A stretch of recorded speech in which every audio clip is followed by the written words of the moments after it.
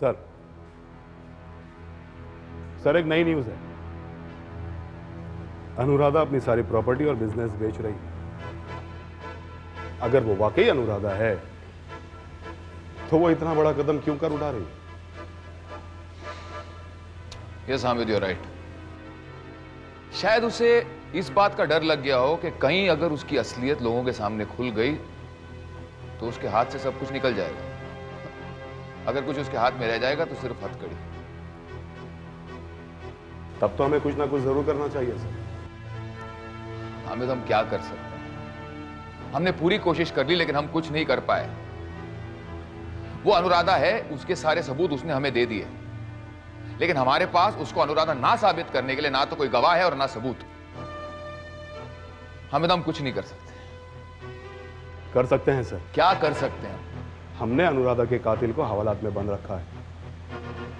अगर वो अपने आप को अनुराधा कह रही है तो छोटू ने जिसको मारा है वो कौन?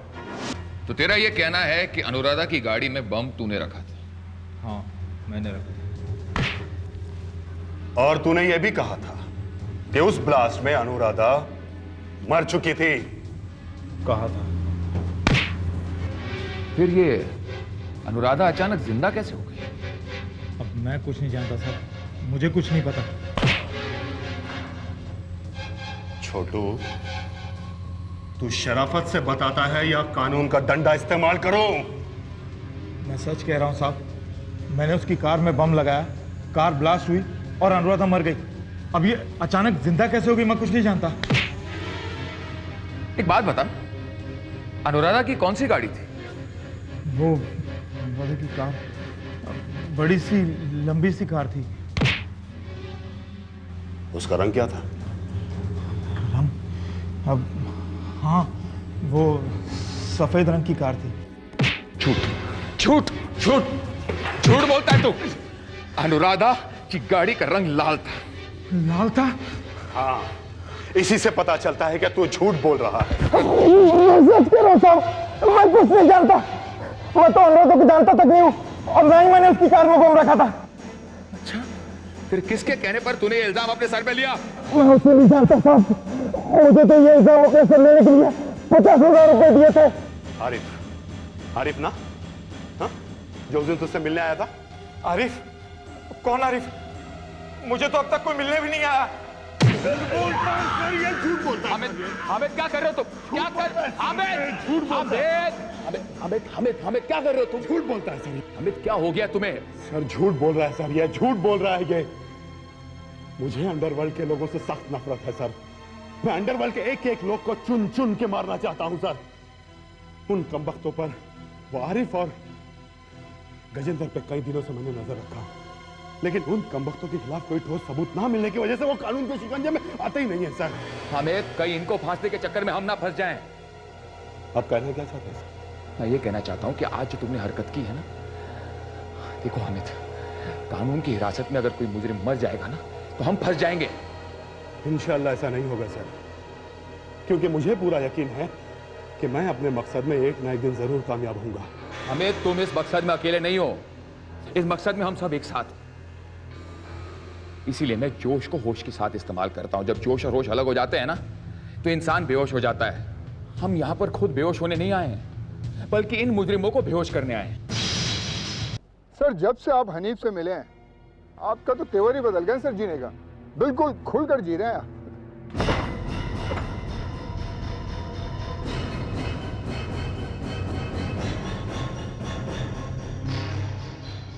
सर मैं आपसे बाद में बात करता हूँ।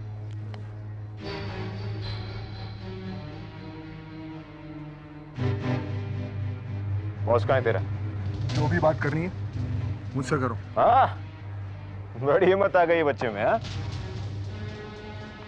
अगर रघुनाथ को मुझसे बदला लेना था तो उस लड़की को नौकरी से क्यों निकाला? रघुनाथ साहब ऑफिस में जिसे चाहे रखे जिसे निकाले, तुम्हें इससे क्या लेना देना है? ए शाणे, शांतपति वाली बात नहीं करना, समझा ना? नहीं तो एक ही कैप्सूल में तेरी कहानी खत्म कर डालूंगा। तुम लोग हमारा कुछ नहीं बिगाड़ सकते। हमने हनीफ को प्रोटेक्शन टैक्स दिया है।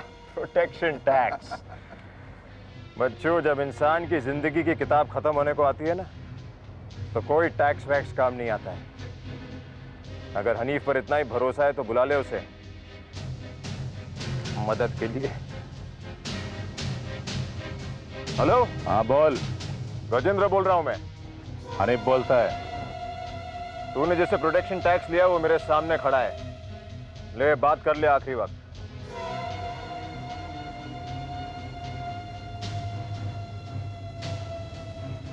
हेलो। ना ये क्या हो रहा है भाई? आपने कहा था हमें कुछ नहीं होगा और यहाँ गजेंद्र और उसके आदमी सामने खड़े हैं हमें। मैं बोला ना तेरे को कुछ नहीं होगा।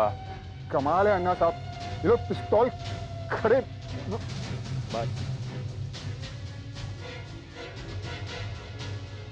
हनीफ, तूने इन लोगों से प्रोटेक्शन टैक्स ले लिया है, अब खुद का प्रोटेक्शन टैक्स किसको देगा? हाँ, पहले तू रघुनाथ से तो निपट ले। तेरे यहाँ आने से पहले इन लोगों की आत्मा परमात्मा से मिल चुकी होगी। गजेंद्र, किसका आत्मा परमात्मा से मिलेगा यही देखने का है।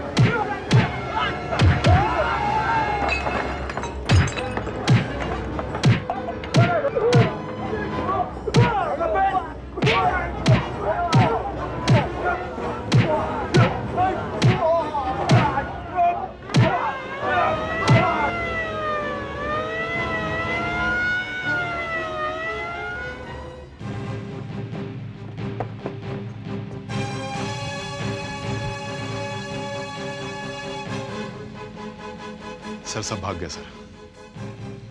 हाँ हामिद, अगर ये इंफॉर्मेशन हमें पहले मिली होती ना तो गजेंद्र और हानिफ या तो मारे जाते या फिर हमारे हाथों पकड़े जाते। सर वो तो अब भी हम कर सकते हैं। कैसे? सर जब हम यहाँ दाखिल हो रहे थे तो रघुनाथ का कुत्ता यहाँ से निकलकर भाग रहा था। मुझे कुछ नहीं मालूम इंस्पेक्टर साहब। उस बिल्डिंग में हमारी ऑफिस है, सो मैं ऑफिस से काम करके निकल रहा था।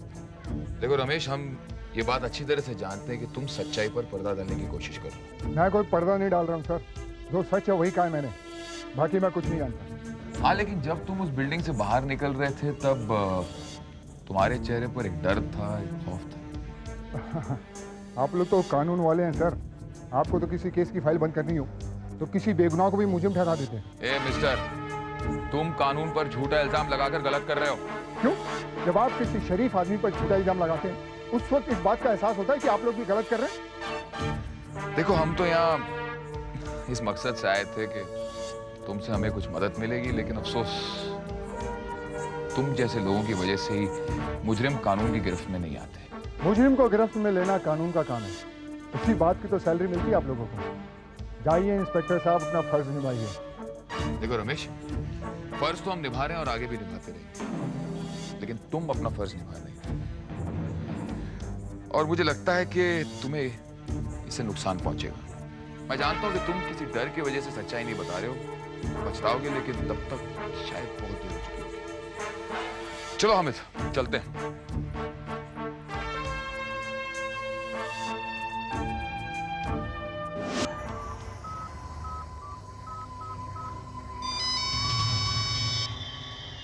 हेलो। अबे कल्लू की औलाद, बहुत शान पत्ती हो गई है। तुझे अब अनुराधा की जिंदगी लेनी ही पड़ेगी। पार्टी का फोन आया था, समझा? पहले तो कान के पास से गोली गई थी ना, अब नहीं जाएगी। अब तो उसको फुलटू जला ही डालूंगा। पर एक बात बोलूं भाई, मेरे हिसाब से तो वो लुढ़क गई थी। जरूर कोई बहुत बड़ी साजिश है। अबे साजिश सोचता रहेगा तो तेरा गेम बच जाएगा।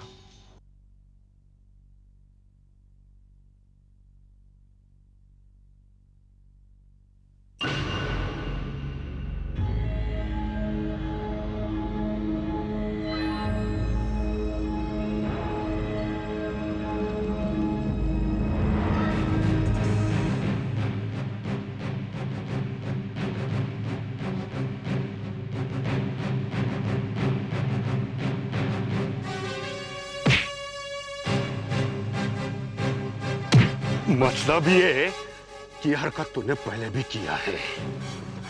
बहुत दिनों तक तू हमारे साथ आंख मिचोली खेल रहा था, अब हाथ आया है। देखा तूने कानून की हाथ की लंबाई। अब ये बता कि कौन कौन तेरे साथ है और क्यों किया तूने ये? बोल बोल।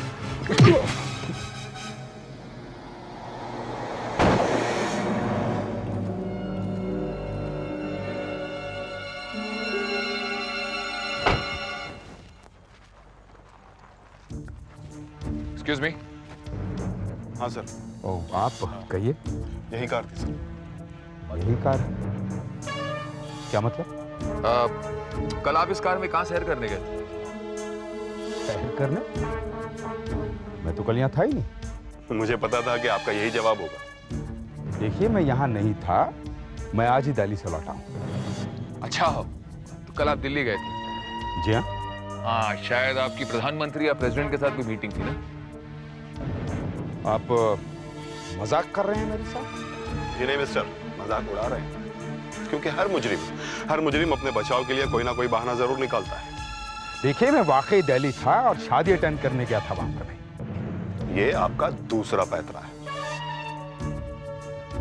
आप जो कहना चाहते हैं साफ साफ कहिए।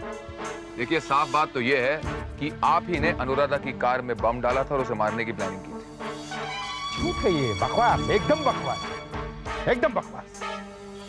इंशाल्लाह आप लोग केस सॉल्व नहीं कर सके तो मुझ पर इल्जाम लगाए चले जा रहे हैं। अनुराधा ही नहीं, बल्कि उस लड़के का भी काम आपने तमाम कर दिया जिसने कार में बम लगाया था, ताकि वो हमें सच्चाई बता नहीं सके। मगर अफसोस, हमने आपकी गाड़ी का नंबर नोट किया। क्योंकि आप प्रोफेशनल क्रिमिनल नहीं है, इसलिए आपने खुद की कार का इस्तेमाल किया। तो वो आप मुझ पर इल्जाम लगाए चले जा रहे हैं, जबकि मैं कह रहा हूं कि मैं दिल्ली से आज ही लौटा हूं। आप क्या सोचते हैं कि हम आपकी बात सुनकर खामोशी से यहाँ से चले जाएंगे? ऐसा नहीं होगा मिस्टर, आपको हमारे साथ पुलिस स्टेशन चलना होगा। हेलो। हेलो, अनुराधा जी, मैं रावत बोल रहा हूँ। अनुराधा जी, मैं बहुत बड़ी मुसीबत में फंस गया हूँ, आप प्लीज मेरी मदद करेंगी? तुम मुसीबत वाले काम क्यों करते हो रावत? शरीफों की तरह जिंदगी जियो जैसे मैं जी रही हूँ। अनुराधा जी, मैंने ऐसा कुछ नहीं किया है। ये पुलिस वाले तो मौके की तलाश में रहते हैं। ये कह रहे हैं कि आपके कार में बम मैंने लगवाया था। अब प्लीज आप इधर आइए और उनको समझाइए कि आपका और मेरा क्या रिश्ता है। रिश्ता?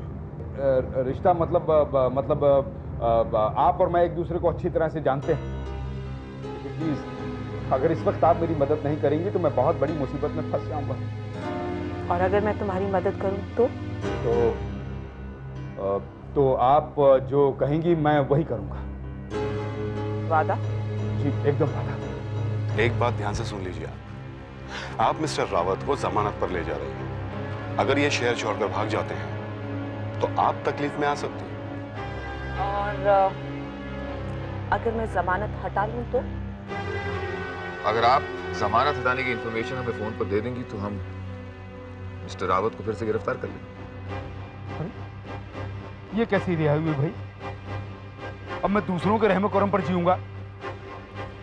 रावत, शुक्र करो तुम्हें जिंदगी मिल रही, वरना काल कोठरी में तुम जी तो पाते नहीं और मौत तुम्हें मिलती नहीं। अब चलें, मुझे काम है तुमसे। मुझसे? क्या क्या काम है? पहले चलें फिर बताते हैं। चलो आइए।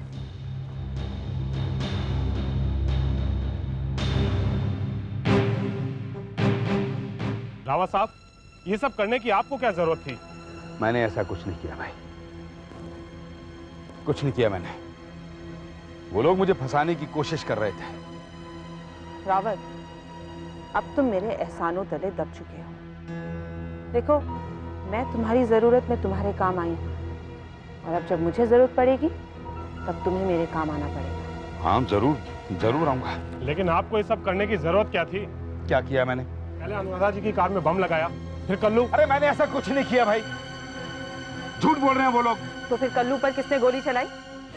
देखो, जिस कार से गोली चली वो कार तो तुम्हारी ही थी। देखिए, मैं पिछले एक हफ्ते से यहाँ नहीं था। हाँ, हो सकता है कि इस बात का कोई फायदा उठाने की कोशिश कर रहा हूँ। मर्डर के लिए जानबूझ के तुम्हारी कार इस्तेमाल की गई? जी जी हाँ, मैं यही तो समझाने की कोशिश कर रहा हूं आप लोगों को। लेकिन ये बात पुलिस को कौन समझाएगा?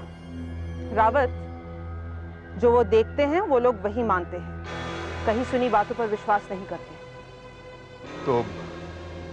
तो इसका मतलब कि मुझे सजा हो जाएगी? हाँ, अगर मैं चाहूं तो। लेकिन रावत, मैं ऐसा नहीं चाहूंगी, सिर्फ तब तक जब तक तुम मेरे साथ ईमानदारी से पेश आओगे। लेकिन याद रखना, जिस दिन मैंने तुम्हारी आंखों में या फिर बातों में बेईमानी देखी, वो दिन तुम्हारी आजादी का आखिरी दिन होगा। अरे ये कैसी बातें कर रही हैं आप कहिए तो सही कि मुझे करना क्या है? करना है रावत, बहुत कुछ करना है, लेकिन सही वक्त पर। उस वक्त का इंतजार करो। Cheerio।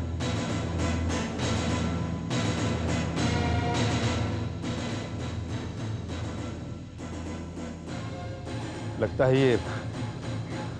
ये औरत मुझसे कोई बहुत खतरनाक काम करवाने वाली है।